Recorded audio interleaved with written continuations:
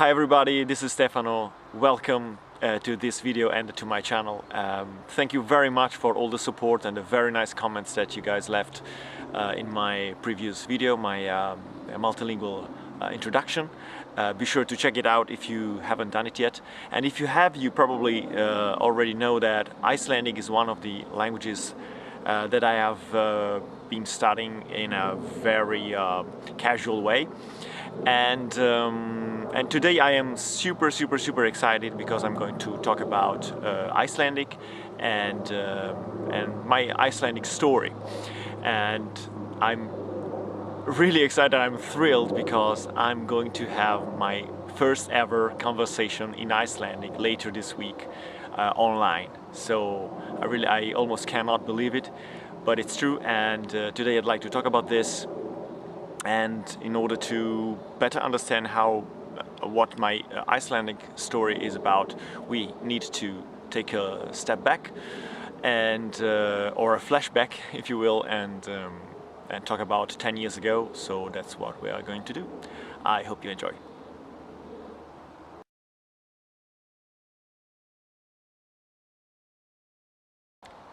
So here we go. My interest for Icelandic and for Iceland started when I was a child, actually, because every time I would read something about Iceland or see a picture of Iceland, I would go crazy. And Iceland has always been the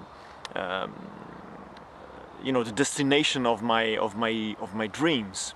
And when the opportunity came for me to go to Iceland, it was 10 years ago. I started to learn a little bit of the language because, well, in the meantime, obviously, my interest for languages had also grown very much. But in general, I mean, Iceland for me was the best country in the world to visit just because of its nature. The fact that volcanoes are together with glaciers, I think it's just amazing. So finally I was able to go there for a short time, actually, just 10 or 11 days. So not enough to visit it all, obviously, but it was really fantastic. And there I used a little bit of my Icelandic, which I had studied for about maybe 3 months. Then I continued to study 1 more month after coming back. But then I had a flood of work and other things, and I completely stopped and never looked at it again. But this year, serious things happened. Among others, the fact that at the end of October there will be a polyglot conference in Reykjavik. This prompted me to get back to my Icelandic and to brush it up, basically.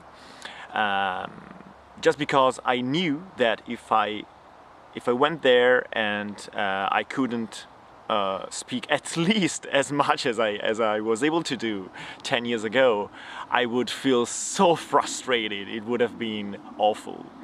My short-term goal was to at least brush it up and get back to the level where I was standing in 2007, and I think I've gotten there. I think I have been able to brush it up in these last few months, even though I am really work is getting in the way as much as possible, really, massively. But I've still been able to brush it up, and I just booked a trial lesson with a tutor on Italki, with an Icelandic tutor on Italki, and I'm going to have my first ever real conversation, because okay, I ordered some food in a restaurant, yeah, and I ordered a beer in Reykjavik, okay, but I haven't had, obviously, any real conversations yet, and this is going to be the first one. I'm so thrilled.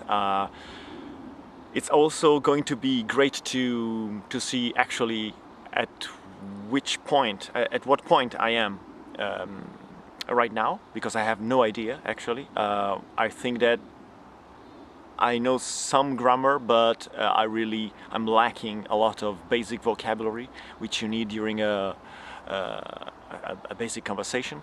So this is going to be great to discover all of this stuff, and after this trial lesson I will definitely ask my tutor if we can maybe upload a part of the conversation, and if she's alright with that, I'm going to